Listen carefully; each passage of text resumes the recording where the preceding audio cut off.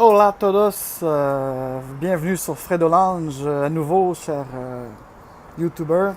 Alors, comme vous savez, je suis un expérimenteur, un expérientialiste, et comme je suis le fils du soleil, eh bien, je communique avec lui en ce samedi 23 septembre, que beaucoup de gens avaient prédit la fin de quelque chose, encore une fois. Ça fait 6 milliards de 56 000 fois en 11 000 ans, 600, en 11 600 ans, qu'il y a des profanateurs. J'ai bien dit des profanateurs. Et même les prophètes, j'en ai rien à foutre.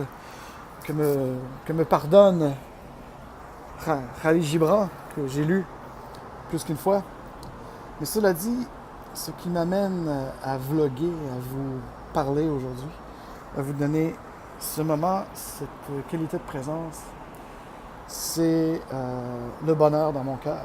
J'ai envie de partager avec vous ce bonheur qui est dans mon cœur depuis mon balcon penthouse, avec ce magnifique soleil, une journée, une journée.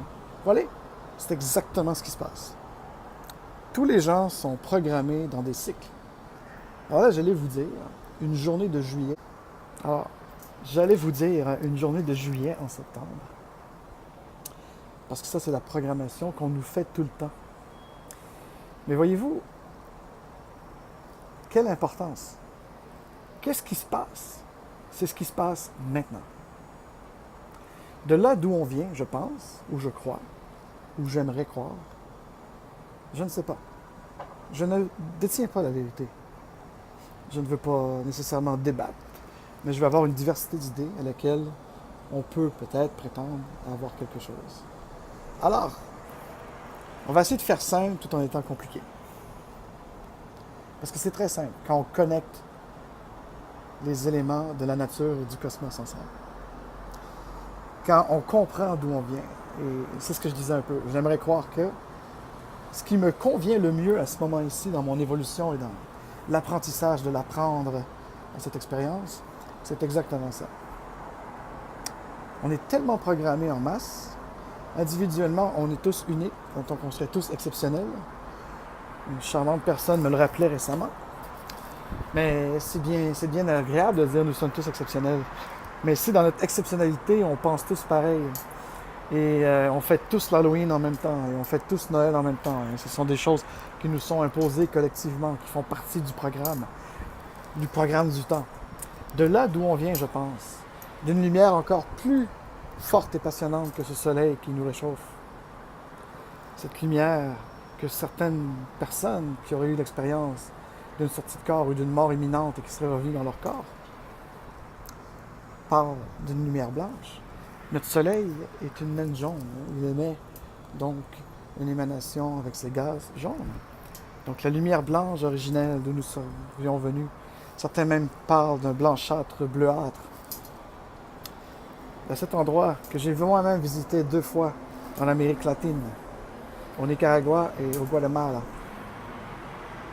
avec l'aide de grands amis, des Pipiles et des Machchacrac, une 2 tribus de descendance maya.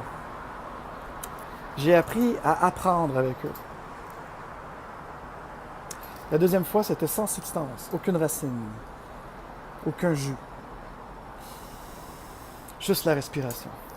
Et j'ai vu. Donc je sais, j'ai vu. J'ai pas besoin d'avoir pris une substance quelconque pour ouvrir certains portails. Est-ce que des champignons ou des plantes aident? Pour certaines personnes, oui, parce que la glande qu'ils ont ici, elle est moins connectée. Mais moi, j'ai Evo au Salvador en 2012 qui m'a dit « T'en as pas besoin, amigo. Tu vois déjà. Tu sais déjà. » Donc, cette originalité-là de notre constance, de notre être, ne connaît pas le temps. Il connaît à peine l'espace. L'espèce de voix intérieure qu'on entend lorsqu'on rentre dans cette méditation, c'est tout le temps. C'est comme s'il y avait un guide avec nous qui nous le rappelait. Récemment, avec un très bon ami à moi, qui travaille à l'émancipation des consciences, comme agent de transformation de la perception, pour nous aider à grandir, à aller au-delà, de passer de caterpillar à butterfly, de devenir les papillons. C'est un état d'évolution spirituelle qu'on transmet à mon physique. Mais Il me rappelait en m'envoyant une vidéo de Jim Carrey qui a complètement... je l'ai partagé à certains d'entre vous aussi. Où il se fout de la gueule d'une espèce de journaliste qui est complètement programmé au point qu'elle lui demande « Mais ce n'est pas agréable de vénérer des icônes. Vous n'êtes pas une icône vous-même. » Puis lui dit que tout ça est meaningless. Que tout ça, on n'en a rien à foutre, et ainsi de suite, et ainsi de suite. C'était merveilleux. Je ne connaissais pas Jim Carrey sur cet angle-là.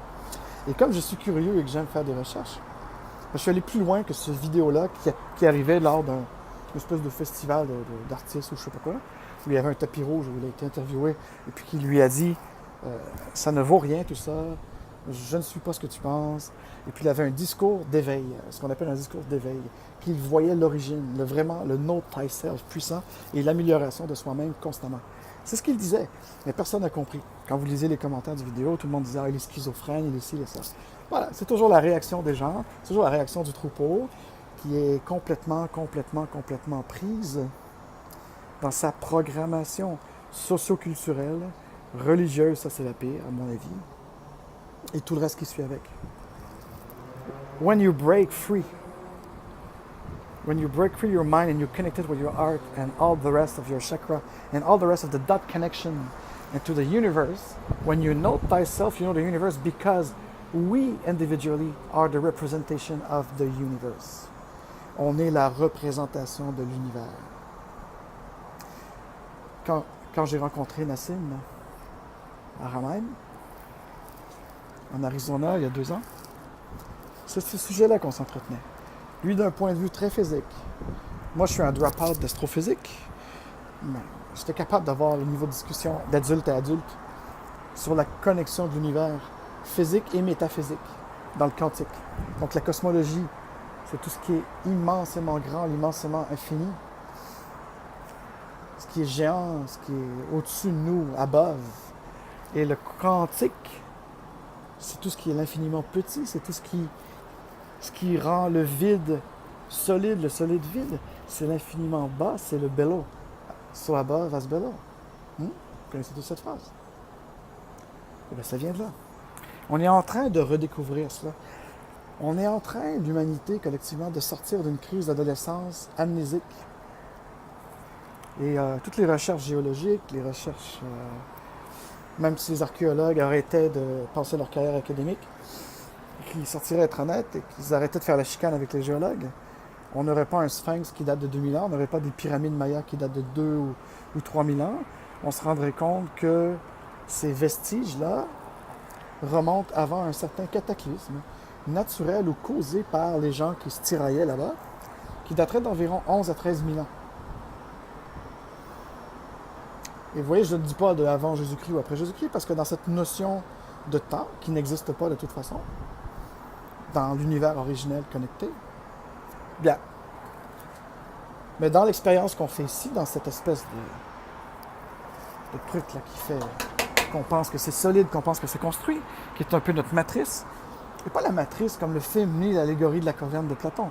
Ce sont des symboles, des images pour tenter d'expliquer dans qu'est-ce que notre esprit, notre énergie, elle est prise en se faisant à croire qu'elle est solidifiée. Essayez d'imaginer une conscience ultime qui était seule dans un grand vacuum et qui était capable d'être en mesure de créer ou de co-créer un univers virtuel pour splitter sa conscience à l'intérieur de chacun de nous tous pour pouvoir vivre la diversité. Moi, je le vois un peu comme ça. Ce serait un peu ma cosmogénie. Et ces jours-ci, vraiment, tout le monde parlait de ce fameux 23 septembre avec les théories de Nibiru, le rapture des chrétiens, n'importe quoi encore. De toute façon, même les témoins de Jéhovah, ils voulaient une entrevue une semaine après alors qu'ils prévoyaient la fin du monde ce samedi. En tout cas, c'est une très belle journée dans l'hémisphère nord et dans le nord-est de l'Amérique pour une fin du monde. Et puis, moi, I cheer to that avec une bonne blanche à l'orange. Mais je suis immensément bien zen et équilibré ces jours-ci dans toutes les sphères de la vie de la matricielle expérimentielle de la Terre. Mais en plus, je me sens de plus en plus connecté avec cette source blanche-bleuâtre de l'original.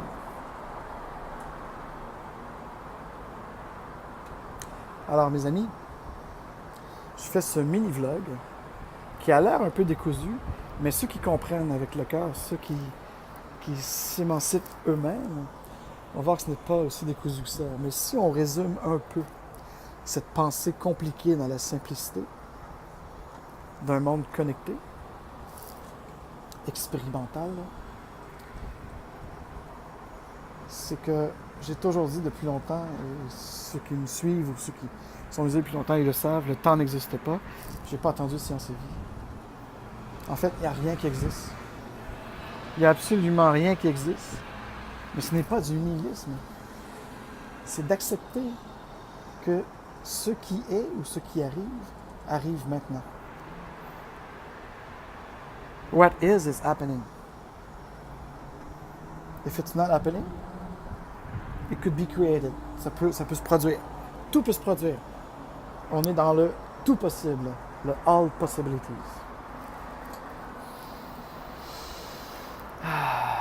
Voilà. Alors je vous aime tous, in Lakesh. Je retourne à ma méditation au soleil. Mais sachez une chose, cet an 43, mon 43e tour de soleil qui commence, marquera, je crois, un jalon profondément et une accélération de l'amélioration constante, encore plus rapide chez moi, à tous les niveaux.